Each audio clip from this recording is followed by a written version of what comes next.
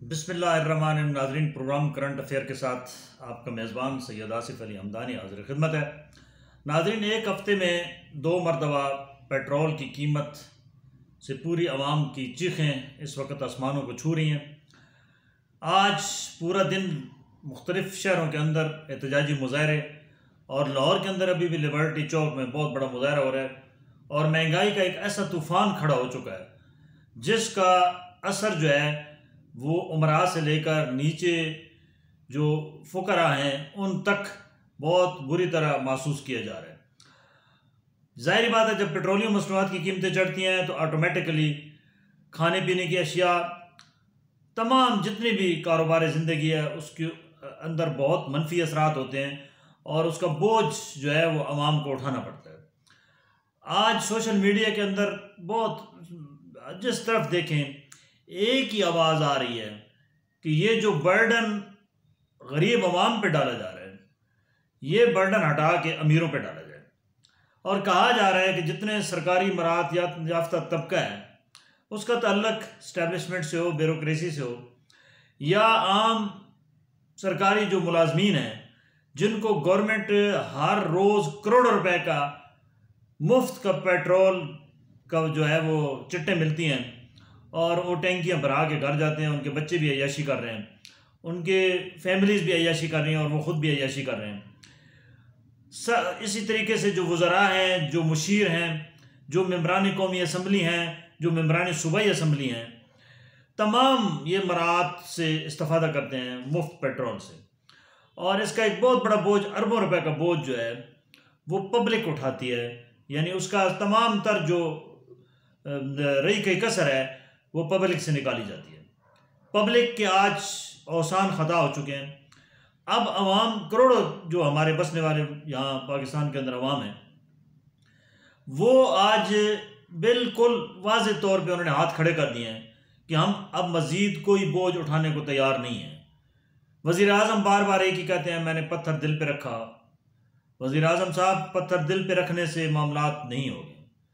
पत्थर इन बड़े बड़े मगरमच्छों के सीनों पे रखें, इन मराहत याफ्ता तबकों के सीने पे पत्थर रखें, गरीब के सीने से पत्थर उठाएं, क्योंकि इस गरीब आवाम के वोट से आप वज़ीर आज़म भी बनते हैं, आप मेंबर कौमी असम्बली भी बनते हैं। और जब आप वहाँ पहुँचते हैं, क्योंकि आप 2 महीने पहले आप ही कह रहे थे, आपकी पूरी जमात कह रही थी वज़ीर आज़म साहब कि इमरान खान ने पेट्रोल की कीमत 150 रुपये कर दी है, इमरान खान जुल्म कर रहा है। आज आपने सारी कसर निकाल दी, आपने एक हफ्ते में 210 कर दिया। वज़ीर आज़म साहब, ये आप लोगों को झूठी तसल्लियाँ जब अपोजिशन में होते हैं तो क्यों देते हैं? आज अवाम आपसे सवाल कर रही है, क्या ये अवाम को सारी उम्र यही झूठे वादे, झूठे ख्वाब दिखाए जाएंगे? जो हुकूमत भी आती है उसका एक ही रोना होता है कि जो पिछली हुकूमत थी वो ख़जाना खाली कर गई, बोझ तले रौंद गई। ये हुकूमतें जो है ये कब तक झूठ का सहारा लेती रहेंगी? जब वो आते हैं पता चलता है गए हैं तो एक एक के जो बैंक है उसमें खरबों रुपए, अरबों रुपए, कभी किसी चपरासी के नाम पे, कभी किसी रेडी वाले के नाम पे, कभी फलूदे वाले के नाम पे निकल रहे होते हैं। इस मुल्क के साथ जुल्म कब तक रहेगा? इस मुल्क के वसाइल हर दौर में लूटे जाते रहे हैं और अब भी लूटे जा रहे हैं और बेदर्दी के साथ लूटे जा रहे हैं। सरकारी मराहत याफ्ता तबका, उनका रहन सहन देखे तो यकीन ही नहीं आता कि वो पाकिस्तान में रहते हैं या स्विट्ज़रलैंड में रहते हैं। उनके बच्चों, उनकी बीवी बेगमात, उनके जो अखराजात हैं वो महीने के करोड़ों रुपए के हैं। सवाल है कि वो उनकी तनख्वाह तो लाखों में है, ये करोड़ों रुपए के वो अय्याशियों पे पैसे कहाँ से लेते हैं? ये बहुत बड़ा सवाल है और ये हम अब पब्लिक पूछेगी, क्योंकि अब पब्लिक के अंदर अवेयरनेस आ चुकी है। मीडिया ने शऊर दे दिया है, सोशल मीडिया ने शऊर दे दिया है। अब ये बहाने नहीं चलेंगे वज़ीर आज़म साहब। अब ये बहाने जितने भी सियासी लीडर हैं वो सुन लें कि ये नहीं चलेंगे। अब जितना आपने इस कौम को बेवकूफ़ बनाना था बना चुके, आपने जितना इनके साथ जुल्म करना था कर चुके और जुल्म करते जा रहे हैं। आपके अंदर ज़रा से भी खौफ खुदा नहीं है कि ये लोग जो 800 रुपये दिहाड़ी लेता है वो 600 रुपये का 1 किलो घी कैसे खरीदेगा? वो 1200 से 1400 रुपये का आटे का तोड़ा कैसे खरीदेगा? वो बाकी खाने पीने की चीज़ें जिनकी कीमतें डबल हो चुकी हैं, वो कहाँ से देंगे? एक एक घर में मजदूर दिहाड़ीदार के खाने वाले 5-5, 7-7 अफराद हैं, वो उनका पेट कहाँ से पालेगा? आखिर ये लोग क्या करेंगे? ये लोग फिर चोरियां करेंगे, डकैतियां करेंगे, ये लोग फिर कानून की खिलाफ वर्जी करेंगे, ये लोग फिर एक दूसरे का गिरबान पकड़ेंगे। और ये वक्त करीब है, अगर यही सूरत हाल रही तो हमारी कौम की भी अब बिल्कुल ताकत जो है वो हिम्मत जवाब दे चुकी है।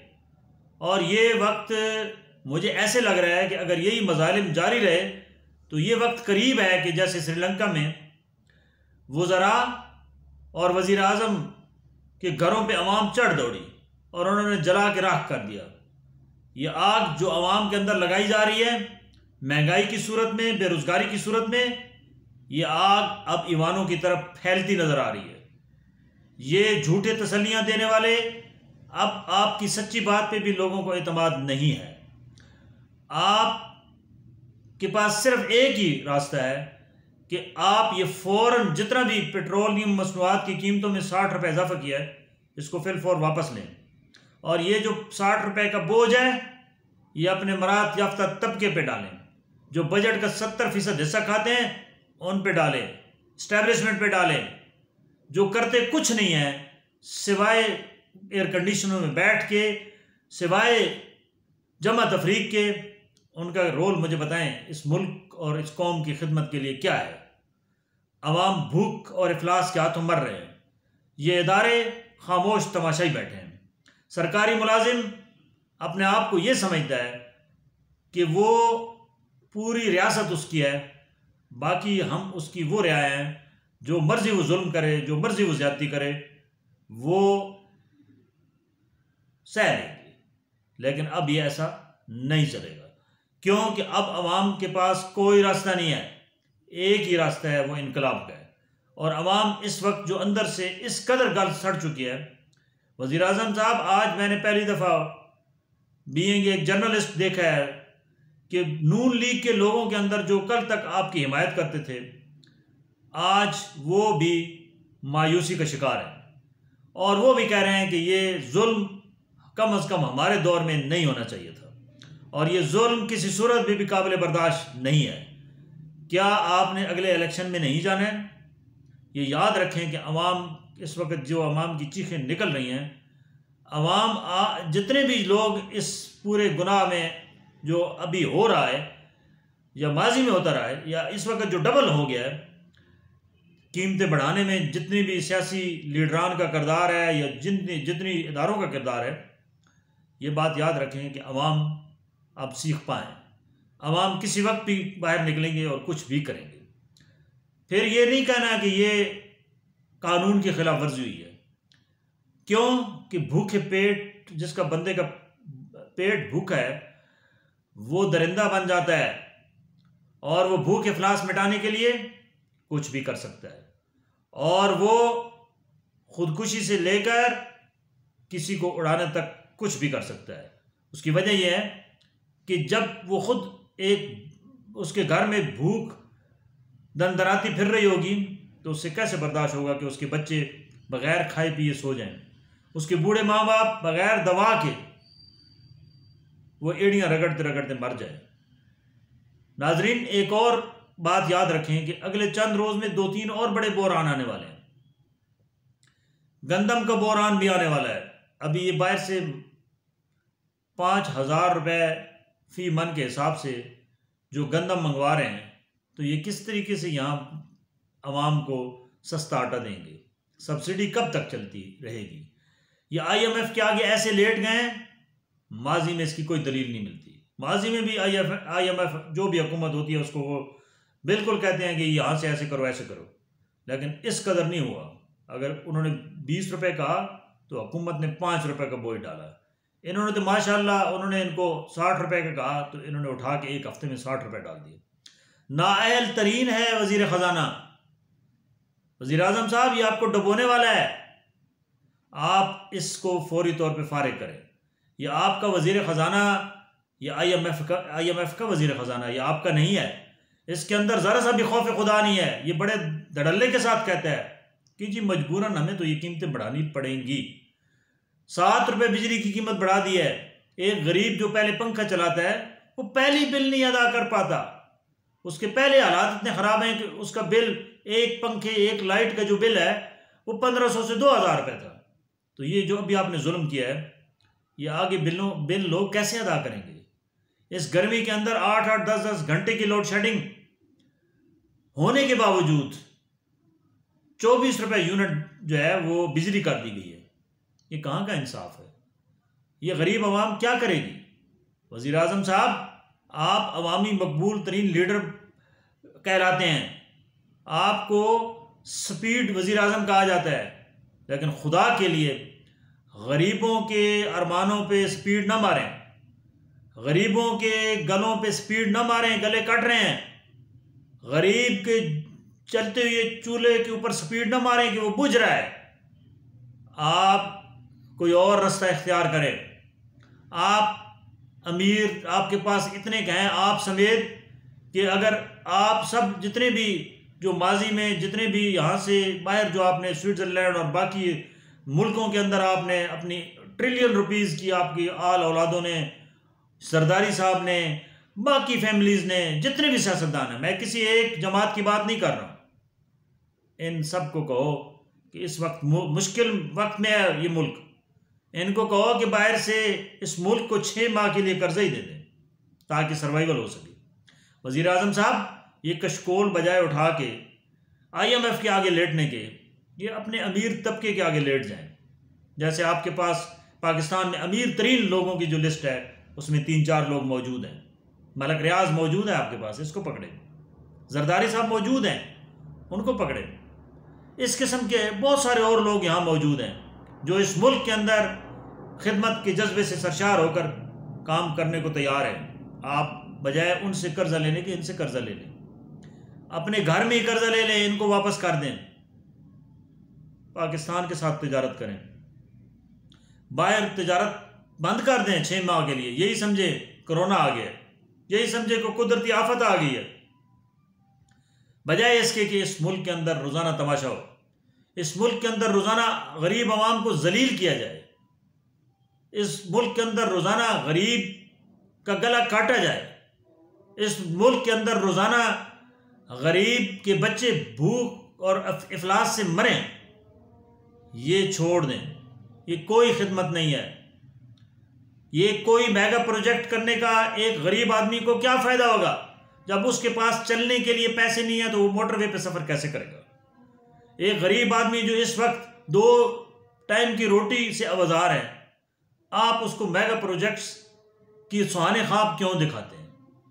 दौरा जो आप कर रहे हैं, इन दौरों से पाकिस्तान को क्या मिला? खुदा के लिए ये जितने आपके वज़ीर आज़म हाउस के जितने वज़रा के खर्चे हैं, इसको ख़त्म करें। सरकार इनको को 6 महीने के लिए कुर्बानी दें। जितने भी मेंबरान असम्बली हैं, वो चाहे सूबाई हैं, कौमी हैं, वो कौमी सतह की सोच रखते हुए 6 माह तक तनख्वाहें न लें, दीगर मराहत भी न लें। सबके पेट्रोल और जो गैस और घर के उनके जो बिजली के बिल हैं सब बंद कर दें।